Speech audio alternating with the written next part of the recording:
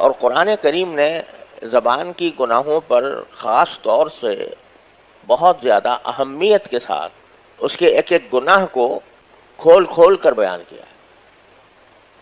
سورہ حجرات میں سب سے پہلے تو قرآن نے یہاں سے شروع کیا کہ یا ایھا الذین آمنوا لا یسخر قوم من قوم عسى ان یکونوا خیرا منہم ولا نساء من نساء عسى ان یکن خیرا منہن. سب سے پہلے زبان کی کے گناہ کا جس کا ذکر کیا قرآن کریم نے وہ ہے دوسرے کا مذاق اڑانا جس سے دوسرا اپنی ذلت محسوس کرے. ایک تو ہے مذاق کرنا. مذاق کرنے کو گناہ قرار نہیں دیا. اپنے کسی بے تکلف ساتھی سے بے تکلف رشتہ دار سے کوئی مذاق کر لیا جائے یعنی کوئی خوش طبعی کی بات کر لی جائے جس میں دوسرے کی کوئی ذلت نہ ہو تو یہ جائز ہی نہیں ہے بلکہ سنت ہے رسول کریم صلی اللہ علیہ وسلم. آپ نے بھی ایسا مذاق فرمایا ہے. کسی نے حضور اقدس صلی اللہ علیہ وسلم سے عرض کیا کہ یا رسول اللہ مجھے اونٹنی دے دیجیے. اونٹنی اس زمانے میں بڑی دولت سمجھی جاتی تھی. تو آپ نے فرمایا ہم تمہیں اونٹنی کا بچہ دیں گے. وہ کہنے لگا جی اونٹنی کا بچہ. کہنے لگی کہ اونٹنی کا بچہ لے کے میں کیا کروں گی. کہا کہ خدا کی بندی یہ جو بھی میں تمہیں دوں گا وہ کسی نہ کسی اونٹنی کا بچہ تو ہوگا. تو یہ اس سے دل لگی کی بات کر لی آپ نے. یہ تو کسی بھی یہ سنت ہے. یہ صرف جائز ہی نہیں سنت ہے رسول کریم صلی اللہ علیہ وسلم. اگر مذاق بھی آدمی سنت کی نیت سے کرے تو امید ہے انشاءاللہ سنت کا بھی ثواب ملے گا. ایک نے کہا کہ یا رسول اللہ مجھے دعا کر دیجئے جنت میں چلی جاؤں. آپ نے فرمایا کوئی بوڑھی جنت میں نہیں جائے گی. وہ پریشان ہونے لگی. تو آپ نے فرمایا کوئی بوڑھی ہونے کی حالت میں نہیں جائے گی, جوان ہو کے جائے گی. تو یہ پاکیزہ مذاق یہ منع نہیں ہے. یہ مذاق کرنا ہے اور اگر اس سے دوسرے کو تکلیف نہ ہوتی ہو اور دوسرے کو اپنی ذلت محسوس نہ ہوتی ہو تو اس میں کوئی مذاق نہیں. لیکن مذاق اڑانا, کسی کا تذکرہ مجلس میں اس طرح کرنا کہ اگر اس کو پتہ چلے تو وہ اپنی تذلیل محسوس کرے, ذلت محسوس کرے, یا وہ خود موجود ہو اور موجود ہونے کی حالت میں اس کا تذکرہ اس طرح کیا جائے کہ جس سے اس کی ذلت ہو رہی ہو, وہ اپنی ذلت محسوس کرے. اور اس کو اللہ تعالیٰ نے ناجائز قرار دیا, لا یسخر قوم من قوم. اور پھر عورتوں کا الگ ذکر کیا, مردوں کا الگ. مرد مردوں کا مذاق نہ اڑائیں, عورتیں عورتوں کا مذاق نہ اڑائیں. حالانکہ اگر اتنا ہی کہہ دیتے تو کافی تھا کہ بھئی کوئی کسی کا مذاق نہ اڑائے. لیکن مرد کا ذکر الگ فرمایا, عورتوں کا الگ فرمایا. اس سے اشارہ اس طرف ہو گیا کہ یہ مجلسیں مخلوط نہیں ہونی چاہیے. مردوں کی مجلس الگ ہوتی ہے, عورتوں کی الگ ہوتی ہے. تو مرد اپنی مجلسوں میں کسی کا مذاق نہ اڑائیں, عورتیں اپنی مجلسوں میں کسی کا مذاق نہ اڑائیں. اشارہ کر دیا کہ مجلسیں بھی الگ کرنی چاہیے. پھر بیچ میں ایک جملہ ایسا کہہ دیا کہ جو اگر ہمارے دلوں میں اتر جائے, اللہ تعالیٰ اتار دے, تو ہماری بہت سی بیماریوں کا حل ہے. وہ کیا ہے؟ جب یہ فرمایا کہ لا یسخر قوم من قوم, کچھ لوگ دوسرے لوگوں کا مذاق نہ اڑائیں, تو ساتھ میں ایک جملہ فرما دیا کہ عسیٰ ان یکونوا خیرا منہم. جن کا مذاق اڑا رہے ہو سکتا ہے کہ وہ تم سے بہتر ہوں. کیا معنی بہتر ہوں؟ کہ اللہ تعالیٰ کے نزدیک بہتر ہوں. کیا معنی کہ بہتر ہوں؟ یعنی آخرت میں ان کا انجام تم سے زیادہ بہتر ہو. تم تو ان کو تانے دے رہے ہو, تم ان کا مذاق اڑا رہے ہو. اللہ جل جلالہ کیا محبوب ہے.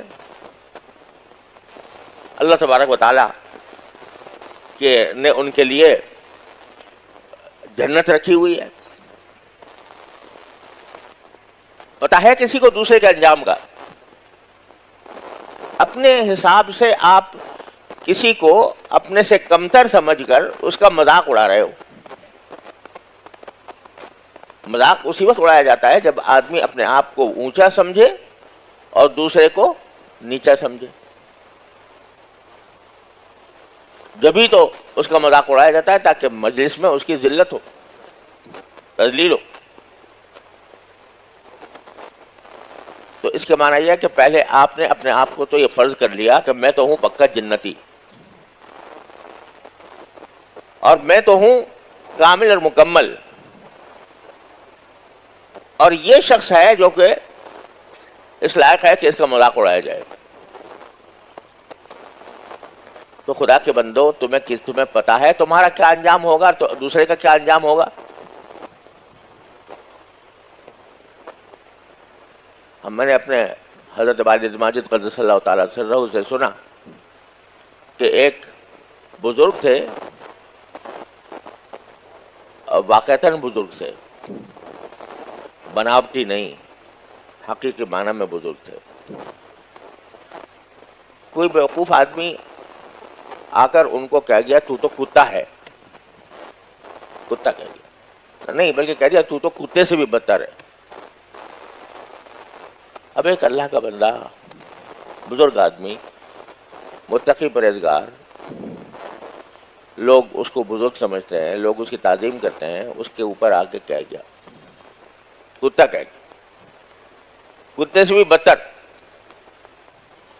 یا تو منہ پر کہہ گیا, یا کسی سے کہہ دیا کہیں, تو اس نے آ کے نقل کر دیا کہ وہ آپ کے بارے میں یہ کہہ رہا تھا.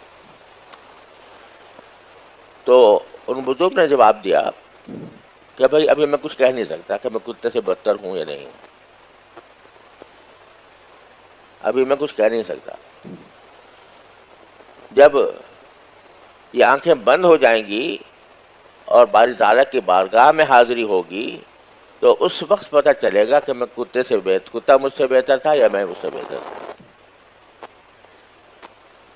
کیونکہ اگر اللہ تبارک و تعالیٰ کے ہاں پکڑ میں آ گیا, اپنے کسی برے عمل کی وجہ سے پکڑ میں آ گیا الیاذ باللہ, اور جہنم جانا پڑا, تو یقیناً وہ ٹھیک کہہ رہا تھا کہ میں کتے سے بدتر ہوں. کیونکہ کتے کو جہنم میں نہیں جانا, کتے سے سوال جواب نہیں ہونے, کتے کو اپنے عمل کی سزا جہنم اور دوزخ کی شکل میں نہیں بھگتنی. اب مجھے بھگتنی. تو ٹھیک کہا اس نے کہ میں کتے سے بدتر ہوں, اس صورت میں ٹھیک کہا. اور اگر اللہ تعالیٰ نے کرم فرما دیا اور اس کرم کے نتیجے میں مجھے جنت میں پہنچا دیا, اس وقت میں پکی طور پر کہہ سکوں گا کہ ہاں میں کتے سے بہتر ہوں. اس کی گالی کو بھی ایک مسئلہ بنا دیا. جو آدمی گالی دے رہا ہے اس کو بھی ایک مسئلہ بنا دیا کہ مجھے خود پتہ نہیں ہے کہ میں کتے سے بہتر ہوں یا بدتر ہوں, ابھی نہیں پتا. اللہ اکبر. تو قرآن ہمیں اس جملے کے ساتھ جب یہ کہا کہ مذاق نہ اڑاؤ ایک دوسرے کا, تو وہاں ساتھ میں ایک اصولی بات بتلا دی جو صرف اس جگہ نہیں ہر جگہ کام آئے گی. وہ کیا کہ ہو سکتا ہے جس کا تم مذاق اڑا رہے ہو وہ تم سے بہتر ہو, اللہ کے یہاں بہتر ہو. تمہیں ایسے ہی نظر آ رہا ہے معمولی سا, تمہیں ایسے ہی نظر آ رہا ہے کہ کپڑے اس کے خراب, چہرے پہ اس کے مٹی, مزدوری کر رہا ہے, کاشتکاری کر رہا ہے, عقل کم ہے. لیکن باری تعالیٰ کے ہاں اس کا کیا مقام ہے, باری تعالیٰ کے ہاں اس کا کیا مقام ہے, یہ تمہیں کچھ پتہ نہیں ہے. بعض اوقات حدیث میں آتا ہے کہ کچھ لوگ ایسے ہوتے ہیں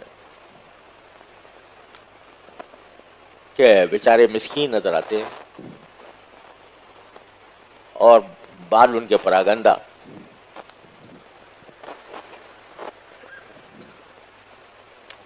بال ان کے پراگندہ یعنی بظاہر دیکھنے میں بے ڈھنگ نظر آ رہے ہیں، بے ڈھنگے،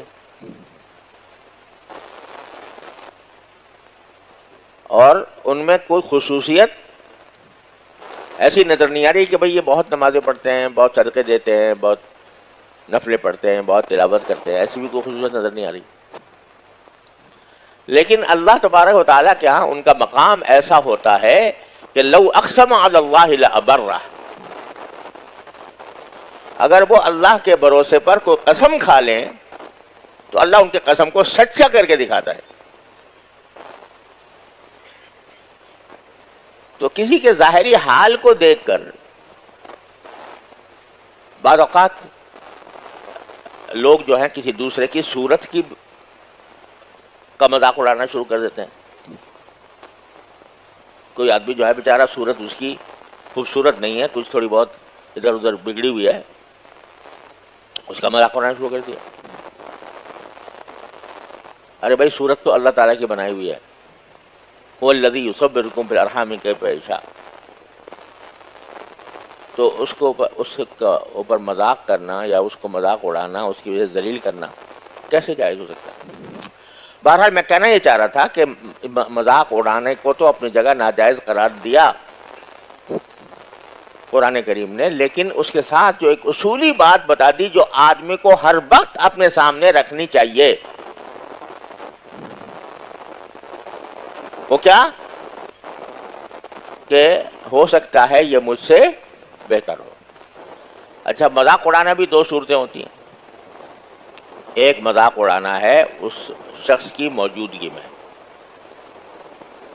جس کا مذاق اڑایا جا رہا ہے وہ سامنے موجود ہے اور وہ اس سے ذلت محسوس کرتا ہے. یہ تو براہ راست حرام ہوا، ناجائز ہوا. ایک صورت یہ ہے کہ وہ خود موجود نہیں ہے اور اس کی غیر موجودگی میں تم اس کا مذاق اڑا رہے ہو مجلس میں لوگوں کے سامنے.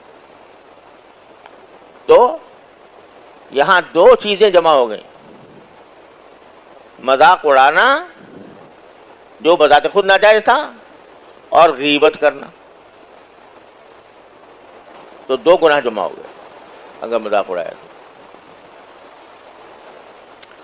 یہاں یہ بات بھی واضح کر دوں کہ بعض اوقات دو آدمیوں میں ایسی دوستی اور بے تکلفی ہوتی ہے کہ وہ ایک دوسرے کا مذاق اڑانے سے کوئی ذلت محسوس نہیں کرتے. بے تکلفی کا ان کا معاملہ ہوتا ہے، دوستی کا معاملہ ہوتا ہے. وہ اس سے نہ اپنی تذلیل محسوس کرتے ہیں نہ اس کو برا جانتے ہیں. تو ایسی صورت میں شریعت نے کوئی ممانعت نہیں کی. کیوں؟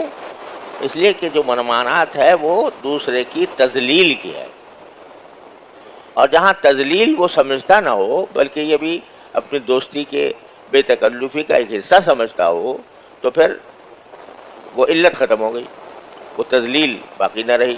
لہذا اس کی اجازت ہے، اس کی گنجائش ہے.